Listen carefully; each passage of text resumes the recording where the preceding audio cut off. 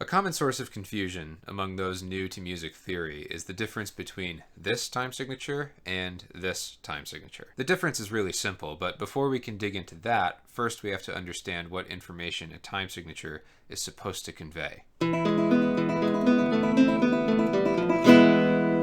A time signature is simply how we notate meter, or the regular pattern of strong and weak pulses around which musical events are framed. The top number is telling you how many of a given rhythmic value is in one full cycle of the meter. In the case of 3/4 time, there are 3. The bottom number is telling you what rhythmic duration there are, in this case, 3 of. In 3/4 time, the bottom number is 4, so there are 3 quarter notes in a measure. It's best to think of a time signature as a fraction. The numerator is the number of a certain rhythmic value in a measure, and the denominator is that rhythmic value. The denominator can only be 1 or powers of 2, coinciding with whole notes, half notes, quarter notes, etc. So 3/4 means a measure has 3 quarter notes in it. Now, what about 6/8? This means there are 6 eighth notes in a measure. Well, aren't there also 6 eighth notes in a measure of 3/4?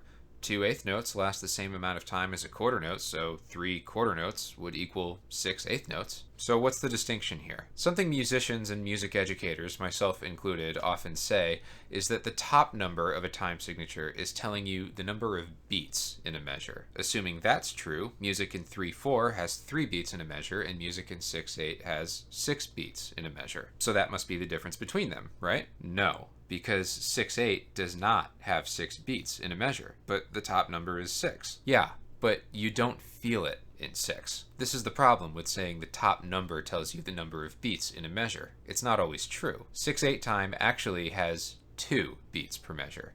How does that work?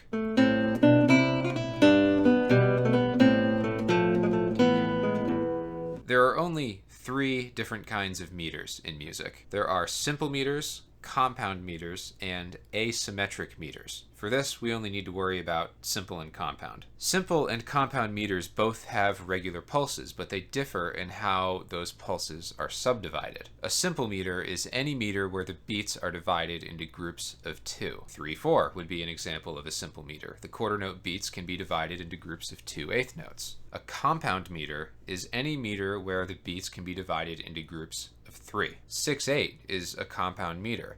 The eighth notes are grouped into 3s, and our beats are dotted quarter notes. So, even though 3/4 and 6/8 contain the same number of eighth notes, they aren't emphasized the same way in performance. 3/4 feels like this: 1 and 2 and 3 and 1 and 2 and 3 and 1. 6/8 feels like this: 1, 2, 3, 4, 5, 6, 1, 2, 3, 4, 5, 6, 1. They don't feel the same. Simple meters, such as 3/4, feel very grounded, squared, straight ahead. Da, da, da, da, da, da, da, da, da, da, da, da. Compound meters have more of a lilt or a swaying feel to them. Da, da, da, da, da, da, da, da, da, da, da, da. So that's the difference between them. One is a simple meter, one is a compound meter, and they are felt very differently. You might be thinking, if there's 2 beats in a measure of 6/8, why isn't the top number 2? Well, the beats that we're counting are dotted quarter notes, so how would you represent a dotted quarter as the lower number in your time signature? 4.5? 6? There's no clean way to do it. All we can do is go to the next largest multiple, so we get 6/8.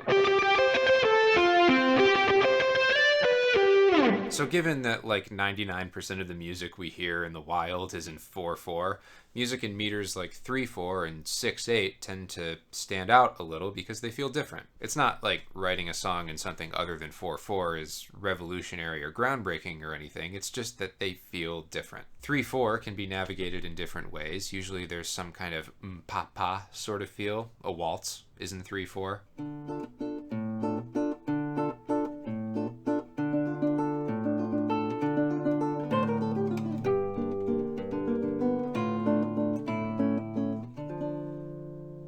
And then to me, a shining example of 6/8 is Gordon Lightfoot's Wreck of the Edmund Fitzgerald.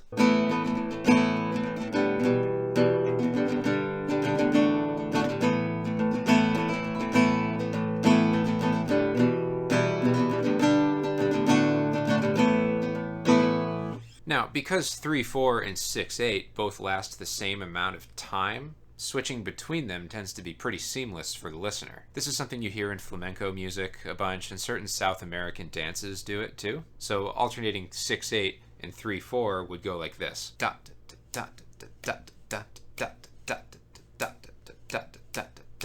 It's cool because beat 1 happens at regular intervals, but the beats within each measure shift around, so there's this underlying irregularity within a larger thing that's very even. The last movement of Jose Luis Merlin's Suite del Recuerdo basically does this. In the score, he shows 2 time signatures at the beginning, 3/4 and 6/8, basically saying some measures are 3/4, others are 6/8.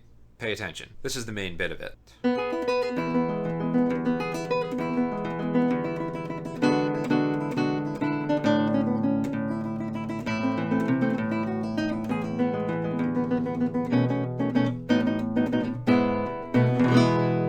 So, takeaways. 3/4 and 6/8, even though they look like 2 different ways of writing the same thing, are very different from one another in the way they feel. But because they both encompass the same amount of time, there's a lot of possibilities for switching between them to change where the emphases fall in a given measure. Any musician ought to know the difference between them, and should be able to switch between them on the fly. Your eighth notes stay consistent, it's just the emphases that move around. So, that's all I have for today. At the time of recording, I have openings for private Zoom students.